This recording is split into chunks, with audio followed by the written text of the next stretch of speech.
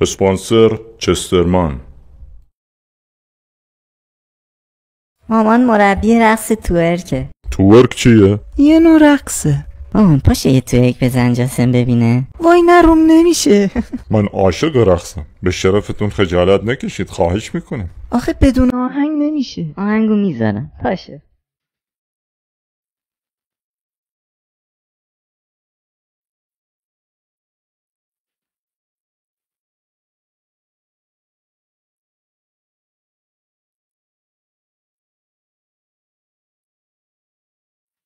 وای خیلی بد رقصیدم.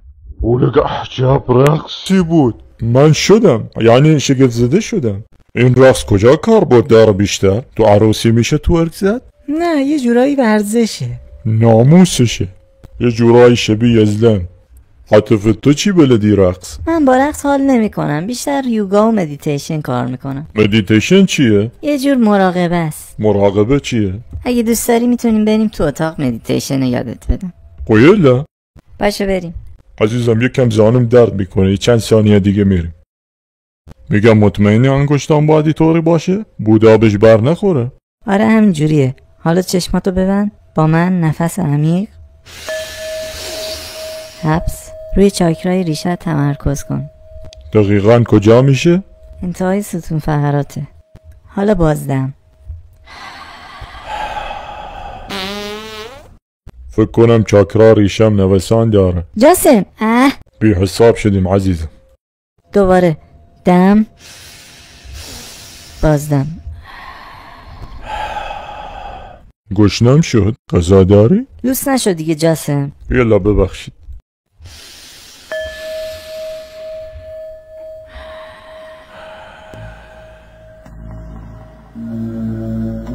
یک کسخل نگاه کن ناموسه. بازه تو اتاق تنهاش داره برام مدیتیشن میکنه.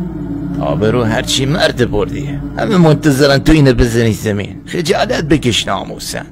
برو چی کارش داری؟ تو گوشش چی میگی؟ تو دیگه گوز کدوم چونی؟ من ذات الهیشم. ذات الهی؟ از کی تعالی ذات الهی داره؟ در جریان کاراش که هستیه. انسان جایز الخطاست. ولکی دیگه دائم الخطاست. الکی لقب شیخ بش دادن. برو پی کارت، اینجا حرفت خریدار نداره. حالا میبینیم. شیخ به حرفش گوش نده، به کارت ادامه بده. شیخ جاسم ای تو جوانیش همه گوی خورده، حالا که دیگه بلند نمیشه برام رفته تو فاز الهی. به حرفش گوش نده. الان به عاطفه بگو حوصله‌ام سره، بیا یک کار دیگه بکنیم. یله میگم من چونم خواب رفت، بیا یک کار دیگه بکنیم. دمت گرم.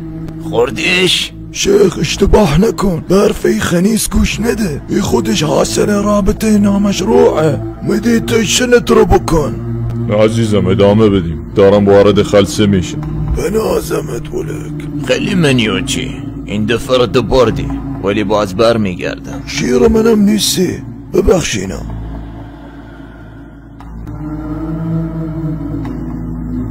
میگم وسط پیشونیم داره مرمور میشه. چیه ای؟ چاکرای چشم سومته، داره پاکسازی میشه.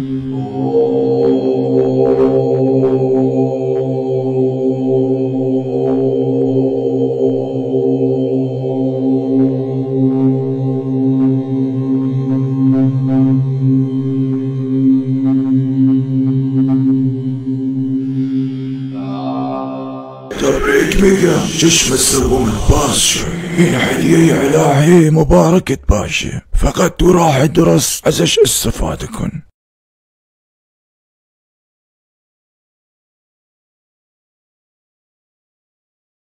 یاسر عباسی چی بود؟